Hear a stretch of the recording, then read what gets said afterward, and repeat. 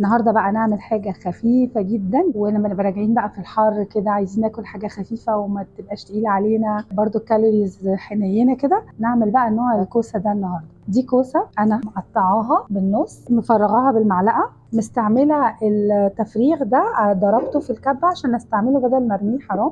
وهحط فيها لحمه معصجه. انا هبتدي اعصجها معاكم عشان اوريكم انا بعصج اللحمه ازاي. انا بحط كل حاجه مع بعضها، احط شويه زيت، اللحمه، بصلايه، 3-4 فصوص حبهان، فصين 3 مستكه.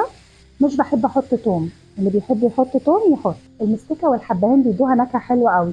وواحده ورقه لورا لو عايزين. دي اللحمه المعصجه بتاعتي اللي ببتدي بيها بيس لاي حاجه بقى. احولها ايطالي، احط عليها اعشاب ايطاليه زي ما انا عايزه، احط عليها النهارده نعناع، احولها شويه شرقي. بس ده الاساس اللحمه المعصجه بتاعي. مش بحط قرفه، مش بحط حاجه خالص. كده اللحمه اتعصجت ونزلت ميتها وبخرتها. ده نعناع اخضر ونعناع ناشف،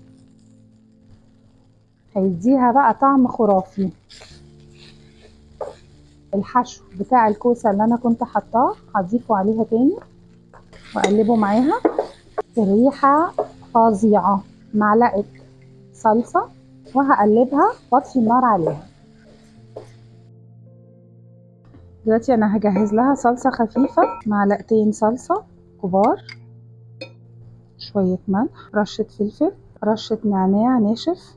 وهجهز البايركس بتاعي. هحط شويه من الصلصه دي من تحت، هحشي الكوسه وارصها في البايركس. احنا كده رصينا الكوسه، هنحط حواليها شويه صلصه على وشها سنه كده. بعدين هحط لها شويه ميه صغيرين بسيطه جدا. الكوسه هتنزل ميتها. هندخلها الفرن عبال بس ما الكوسه تستوي. هتاخدلها حوالي تلت ساعه بس، وهوريكم هنقدمها ازاي. الخطوه دي اوبشنال بس بجد حلوه قوي. هنحط من تحت الكوسه بقى سلطه الزبادي حلوه كده، وعايزه اعملها خفيفه. يعني ايه؟ مش هحط لها توم، هحط لها بودره توم، على اساس ان احنا كمان بقول لكم نواصل الخفه للاخر. رشه بودره توم، رشه بودره بصل، ملح وفلفل، رشه بابريكا، نعناع. ده طبق التقديم بتاعنا.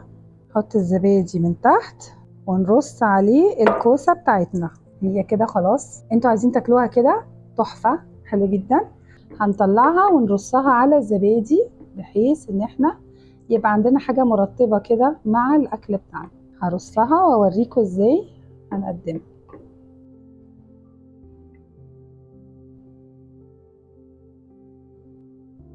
هنرش عليها بشويه نعناع اخضر كده. طعم يا جماعه والريحه ما حصلتش. صنف سهل خفيف صيفي كده ولذيذ. ولو عاملين رجيم برضو صنف رجيمي حلو. عايزاكم تجربوه وتقولوا لي بقى عجبكم ولا ايه.